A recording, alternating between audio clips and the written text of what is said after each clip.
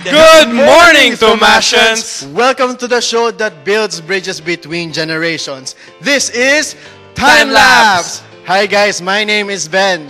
And my name is Hash. We are your hosts for today's episode. Alright, so before we move on, Hash, tanungin kita muna. Na-in-love ka na ba? Bro, it's complicated eh. Let's move on. Bago pa tayo magkaaminan, do you believe in the saying, true love waits? And love comes at the right time? So, nahihirapan ka sagutin, di ba? So, let's watch this video first. Hindi, joke yun.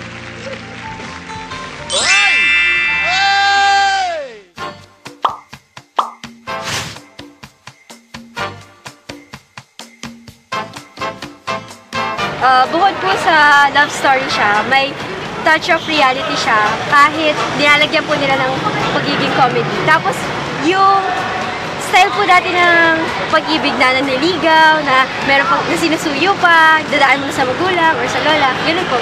Kaya sa tingin ko sumisikat siya dahil feeling ko kaya pumapatok ng Aldab kasi gwapo si Alden, kasi funny siya din, tapos nakakalig. It's a love story, so siyempre lahat naman tayo nagmamahal. So patok siya sa masa, sa mga tao, mapabata, mapatanda, lalaki, babae, matanda, umayaman, pobre. Ka ba ng Aldab? Na kinikilig ka ba sa Aldab? Crush mo ba si Maine?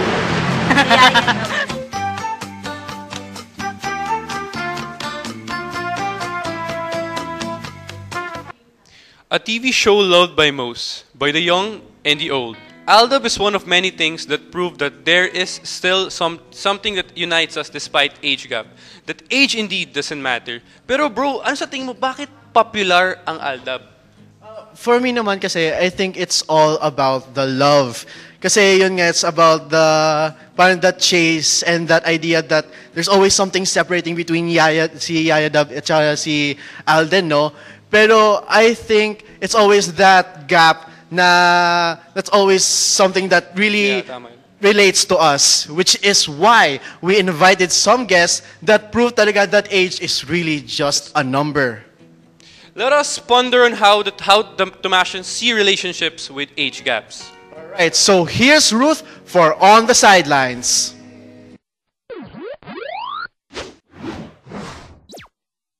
Thanks, Hash and Ben. We are here at the University of Santo Tomas to know the opinions of the Tomasians regarding age gaps within relationships and if they are willing to be a part of a May-December affair. So come and join me and let's hear what they have to say.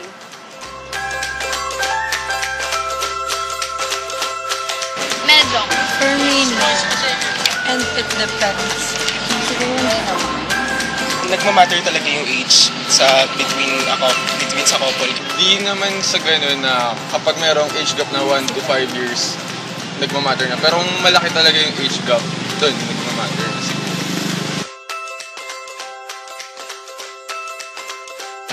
Nakaka-bother din kasi yung sa tingin ng ibang tao na mas matanda siya, ganun. Ba't ganun? Parang hindi bagay. Kung magkaiba sila ng generation, magkaiba sila, they don't share the common values, magkaiba sila ng pinagdaanan siguro. Yung lahat nakukuha sa mga sitwasyon na, bata to, may kaya to, o mayaman to. Wala yan, nasa pagsasama ng dalawa yan. Kung paano nyo patatagin yung pagsasama ng dalawa.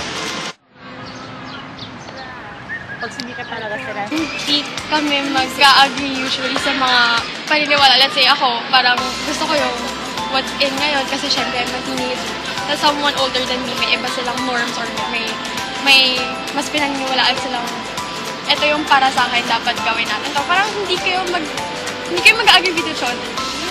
So I think it won't work out kapag na-involve ako sa ganun. Hindi po. Pagka lumagpas na ng siguro 7 years yung age gap, parang kasi yung isa lamang nasa experience. Diba mas maganda kapag sabay kayo nag-e-explore sa world.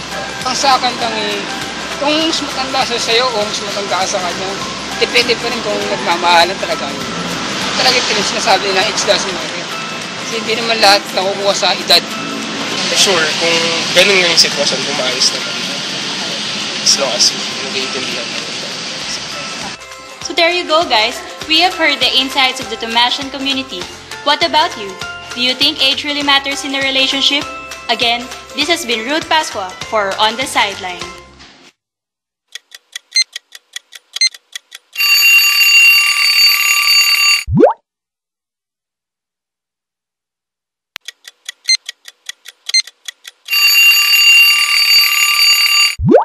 Welcome back to Time Lapse. We already heard our fellow Tomasians about their opinions about relationship gaps. Alright, talagang nakita talaga natin, no, Hash, yung mga iba't opinion nila, yung perspective nila sa yung mga Tomasino. Tama ka, bro. Kaya naman, we invited guests who will prove to us that age indeed is just a number. Kaya wag na natin patagalin pa. Let us all welcome Jessie Corcuera and Love Capuno. Kamusta naman po? Hello. Hi. Kinakabahan yata kayo, ha? Slight. Alright, so medyo chill lang po, right? Mag-usap-usap lang tayo. Parang casual lang to. Alright, so to introduce them lang po. So, Jessie Corcuera is a businessman, an aspiring maker, and a former Starstruck contestant. Yes, Ben, while Love Capuno is a freelance interior designer from College of St. Benilde and a Philippine School of Interior Design. Alright, so first question po. So, can you share to us po a brief story of how you two met? We were friends. Before we became together, we were friends for like 6 years way back. Alright. So, yeah, we were friends. Meron siyang karelasyon, meron akong 10-year relationship. So, yun. And then when we became together, wala, parang it's just, I don't know what happened. Parang normal lang. Yeah. I think it's the friendship muna that came first. Yeah. Ganun naman talaga. Siyempre, simula ka muna sa friendship, di ba? So, ito. Ilang taon na po ba kayo and gaano na po ba kayo katagal as a couple? Magto 2 years na. This coming December. 2 years, pero... Steady pa. 2 years, pero very strong pa rin yung relationship niyo, no? Alright. Ano naman po yung pinaka nagustuhan nyo sa isa't isa? Kasi ano eh. Ang sweet naman naman, grabe. Talagang...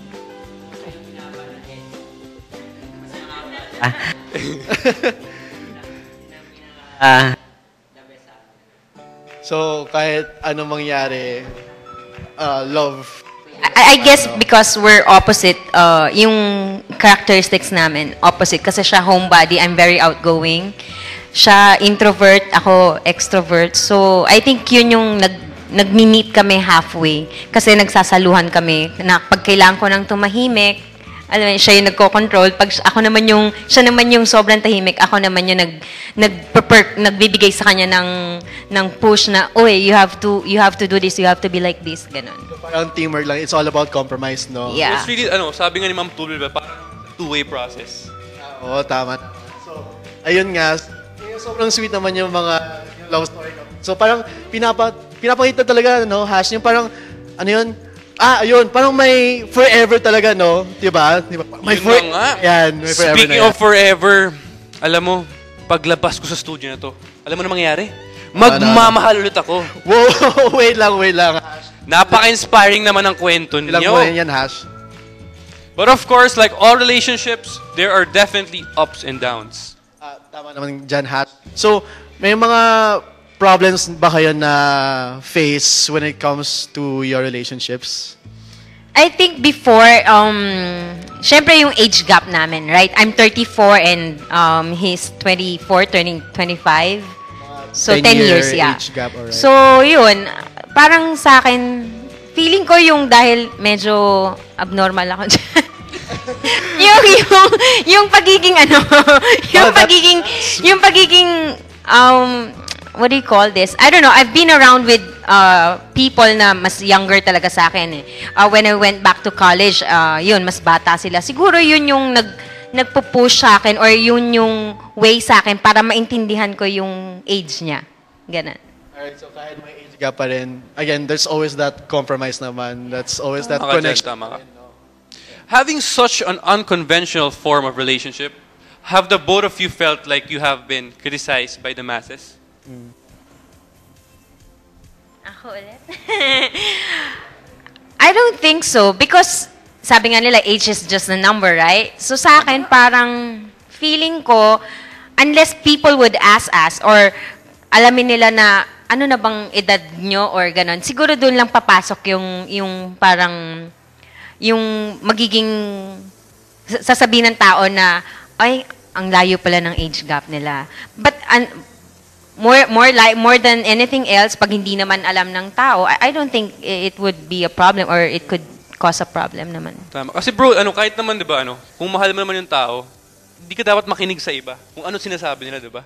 It's, like you said, it's a two-way process. Parang, it only matters between you two lang, no? Yes, and it's also meeting of the minds. It's always like that. It's always give and take. Yun nga, kailangan pag yung isa mainit na yung ulo, yung isa maiksing pasensya. Like, kitang-kita ngayon. Microphone. May sasabihin pa po. Kasi sobrang daldal nito eh.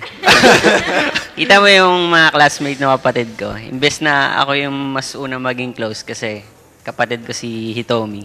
Siya, parang hindi hadlang yung age niya. Yun, parang bagets na bagets. Parang minsan ako pa inaasan niya na, lolo ka ba? Kasi hindi ako pala inom, hindi ako nag-smoke. Parang boring daw. So kahit, ikaw po yung introvert, parang ikaw po yung parang the mature, na mature half of the relationship.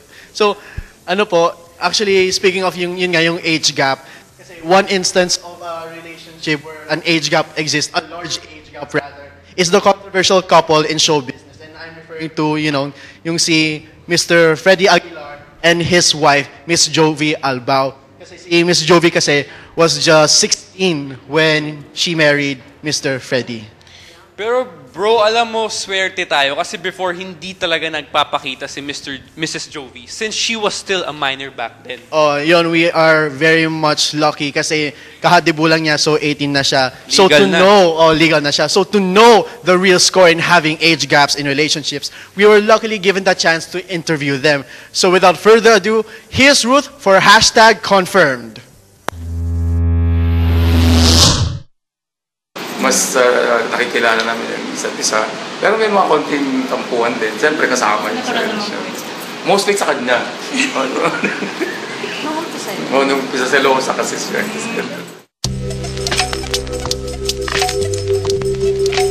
Sobrang unique. Unique. Hindi, okay naman. Parang yung tipong, parang kasi. Parang liniligawan ko pa rin sa Tsaka kasi parang magkaibigan na lang kami. Tropa. Best friends yun. Kasi dati syempre nung boyfriend-girlfriend parang yung tipong nahihiya ka, may mga bagay na niya. Ngayon wala na, okay. Kasi ito, masyado siyang sweet. Siguro, syempre mahirapan sila tanggapin kasi yung parang edad na namin. Pero actually, kung tutuusin, wag lang nilang pairalin yung pagiging hipokrito nila. Panahon pa ng mga ninuno natin, may mga ganito ng love story, di ba? May mga ganyan.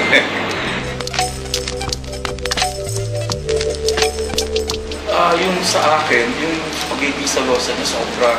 Pero ako nag-adjust nun para mawala man. Para wala.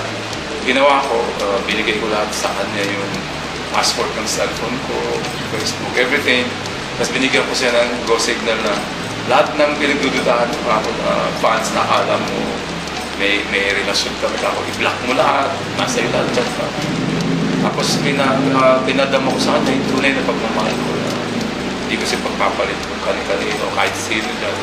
Hanggang sa nakita niya rin siguro. Unti-unti na wala yung pagiging selosa na. So, yun yung pinakamatindi namin hindi pagkakaintindihan. Basta ang importante, pag sinabi niya pula-pula, pag sinabi niya puti-puti, yun lang. Lahat lang siya masusunod, okay? Hindi, pareho kaming nagbibigayan sa isa't isa. Kung meron akong pagkukulang minsan, naiintindi na ako. Ganon din naman siya, so bigayan kami. Ang importante yung mahal niyo ang isa't isa. Kasi kahit magkaedad kayo o within maliit yung angkap ng edad din nyo, kaya hindi naman kayo magkasundo. Saan punta ng relasyon nyo? Wala yung Yung akala ninyo nagmamahalan kayo, hindi naman pala, ano lang pala, libido lang pala, di ba? So, at the end of the day, yung pagmamahal ang mangingibabaw. Huwag na lang isipin yung edad. Kasi yung edad, ano lang yan eh, parang numbers yung natin, sinasabi na number. So, hindi naman doon nasusukat yung pagmamahal. Matanda o bata, basta mahal niyo ang isa't isa. We have heard how Freddy Aguilar and his wife fought for their love. Para sa kanila, age doesn't matter pagdating sa pag-ibig, basta tunay ang pagmamahalan ng isa't isa. This has been Ruth Pasqua for #confirmed.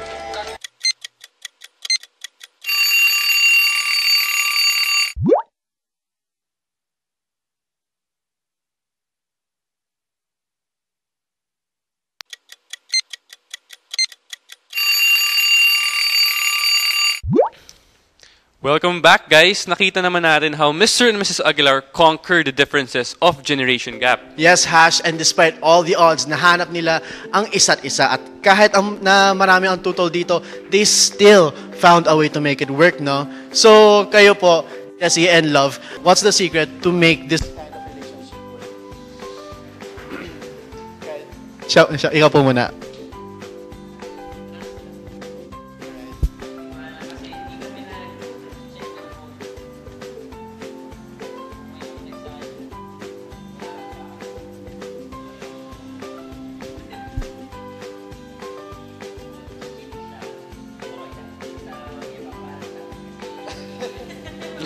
Hirap yan.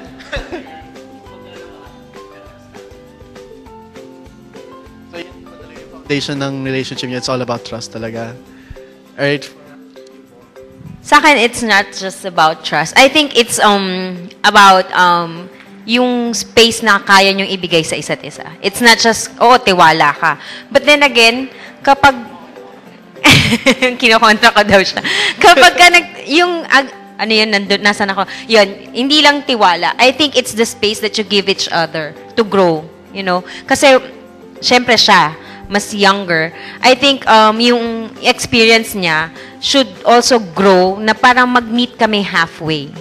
It's not just about me, dahil ako yung marami na akong na-experience, like yung work, nakasalamuhang tao, it's not just about that. So, yun nga, kailangan din yung space para mag-grow kayo sa isa't isa. Okay, yeah. Okay. So, makita mo na yung trust talaga yung isang sekreto sa isang relasyon. At syempre, ang sinabi ni Love, ang space. So, syempre, kailangan mo ng space, di ba? Alright. Sige, Tama sige. ba? Tama. Ano pong masasabi niyo sa mga couples and mag-asawa with the same situation as yours? For me, yung advice ko lang, pasensya eh. It's always the give and take situation. It's not always about win-win situation na kailangan ako yung ganto, kailangan ako lagi yung makakalamang, kailangan hindi ganon. Kailangan pagka nasa relasyon ka, hindi lang ikaw, like decision making. It's not just about you, it's not dahil gusto mo to. Kailangan meron pa ring say yung partner mo. Yung, kung ano yung suggestion niya, kung ano yung nararamdaman niya sa isang sitwasyon or sa isang bagay. For you po. Same answer lang po. Baka may gusto kayong dagdag. Kopyahan. Opinion eh. O sarili.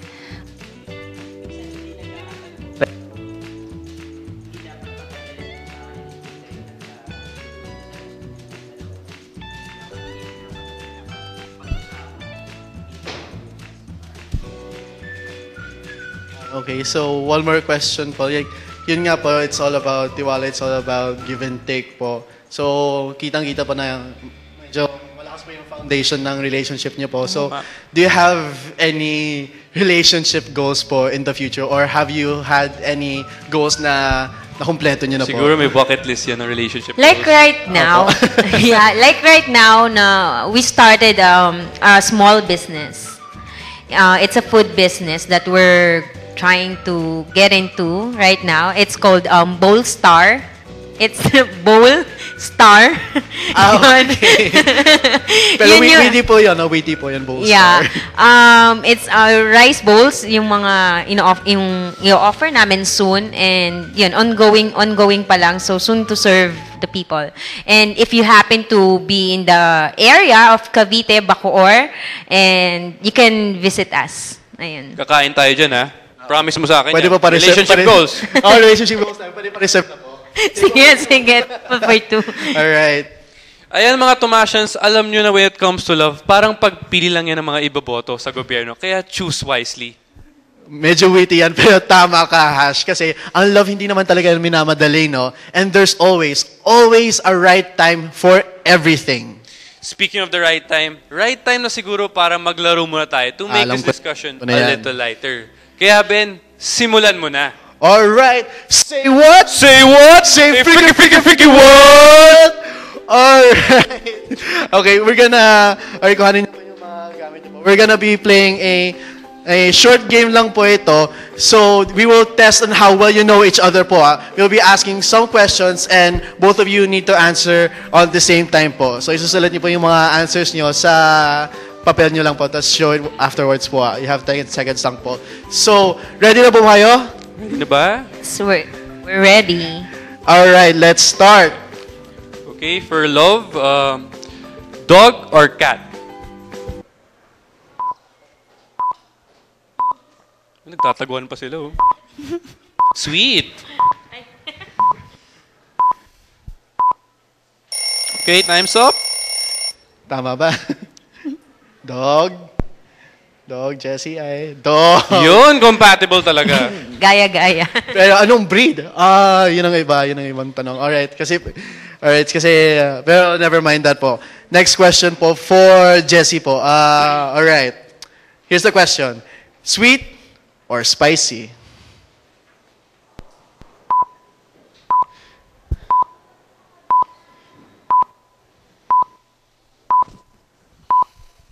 Ba yan? Alright, show of answers po. Is it sweet or sour? That is sweet. The other is sweet. Yeah, it's sobrang compatible. Two out of 2. Alright, so. Okay, for my last question, for love, drama or comedy? Nako, may comment na yan. So baka may medyo contrast na yan. May kukontra na dyan. May kontra na dyan. Hindi natin malalaman. Pero can they make a perfect 3? Alright, time's up. Show of answers. Drama or comedy? Yan, no? Drama! Yan! Oh my gosh, there we have it. A perfect 3. Sobrang compatible na yan.